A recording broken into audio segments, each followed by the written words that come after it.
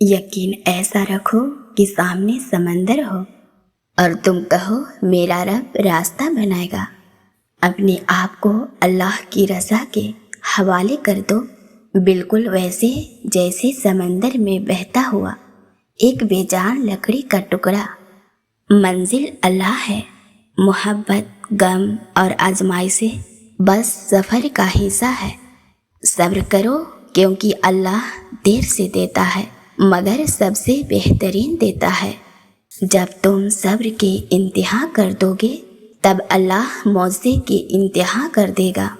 याद रखो, जब तुम रोते हुए दुआ करते हो और तुम्हारी आंखों से आंसू बहते हैं तो वो अलामत होती है कि तुम्हारी दुआ बारगाहे इलाही में कबूल हो चुकी है।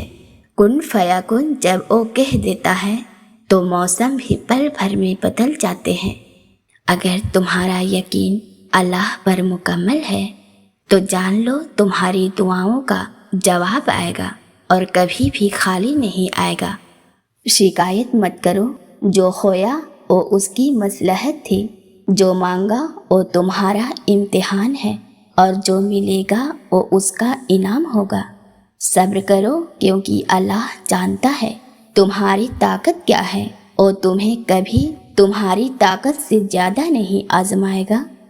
अल्लाह जब किसी को चुनता है तो उसे तोड़ता है, तराशता है और फिर अपनी रहमतों से नवाजता है।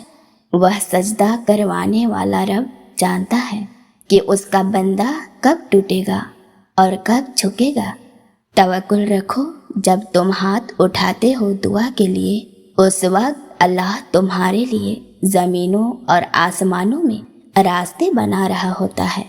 जब अल्लाह किसी को अपने करीब करना चाहता है तो सबसे पहले दुनियावी मोहब्बतों को उससे दूर कर देता है। इसलिए जब कोई अपना छूट जाए तो समझ लो कोई बेहतर रिश्ता अल्लाह के पास लिखा हुआ है।